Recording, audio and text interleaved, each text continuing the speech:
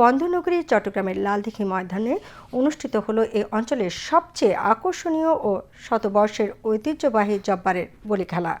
1909 সালে চট্টগ্রাম শহরের বদরপাতি এলাকার বিশিষ্ট ব্যবসায়ী আব্দুল জব্বার সওদাগর ব্রিটিশ বিরোধী আন্দোলনে যুব সমাজকে উদ্বুদ্ধ করার জন্য এই বলি খেলার প্রবর্তন করেন।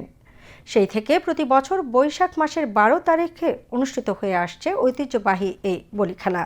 বিপুল সংখ্যক দর্শকের উপস্থিতিতে 117তম আসরের এবারের বলি খেলায় দেশের বিভিন্ন অঞ্চলের 108 জন বলি অংশ নেয়। চ্যালেঞ্জ বাউটে অংশ নিয়ে তৃতীয়বারের মতো চ্যাম্পিয়ন হয়েছেন কুমিল্লার বাঘা শরীফ। তার প্রতিদ্বন্দ্বী ছিলেন গতবারের রাশেদ বলি। খেলা শেষে বিজয়ীদের হাতে পুরস্কার ও নগদ অর্থ তুলে দেন সংসদ সদস্য আবু সুফিয়ান।